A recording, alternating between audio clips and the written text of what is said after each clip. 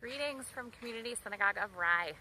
This week's Torah portion, Devarim, begins a new book of the Torah for us, the book of Deuteronomy, which is in a sense the beginning of the end. It starts the final book of the Torah when Moses, having led the people through their 40-year journey through the wilderness, has reached the very edge, the far side of the Jordan River, and begins to prepare the Israelites to go over and cross without him.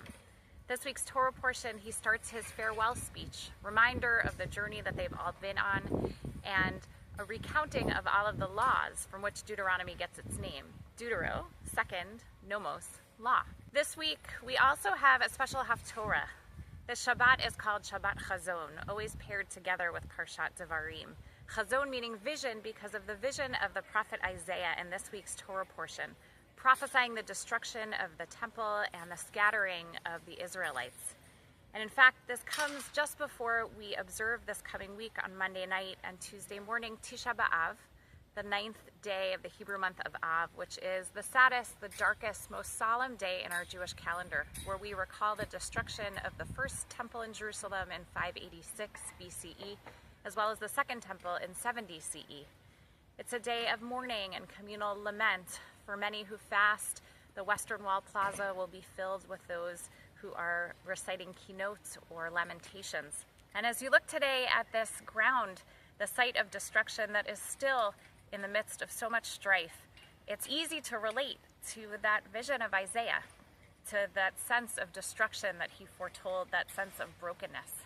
And yet, there's a beautiful story told of our sages who went to visit those ruins at one point and saw a fox coming out from the Holy of Holies. Most of the rabbis in that moment were crying. They ripped their clothes, sackcloth and ashes, but not Rabbi Akiva. Rabbi Akiva in that moment laughed. His colleagues turned to him and asked why. He explained that in that moment he was actually reassured, despite the destruction he saw, because he knew in that moment that if the prophecy of Isaiah prophesying the destruction had actually come true, that it meant that so too the prophecies of Zechariah and future prophets who dreamed of rebuilding, of peace, of better times, then those two must be able to come true as well. And so the Shabbat Chazon on the eve of Tisha B'Av, we hold both of those truths in our hands. We acknowledge brokenness and destruction and also the potential for rebuilding. And so, here at Community Synagogue, we are in the midst of both those things as well. You may be hearing behind me the sounds of some of our construction.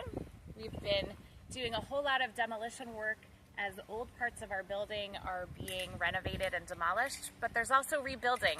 We just panned to show you some of the beautiful new natural playground that Dale Oberlander and our ECC team have helped raise money for. It is a magnificent wonderland back here that is developing, even as right next door parts of the building are being demolished. So here too, destruction and rebuilding, holding both of those truths. I imagine for you as well, some part of your own week might resemble that, and I encourage you to reflect on this theme as we go into Shabbat, wishing you a Shabbat Shalom.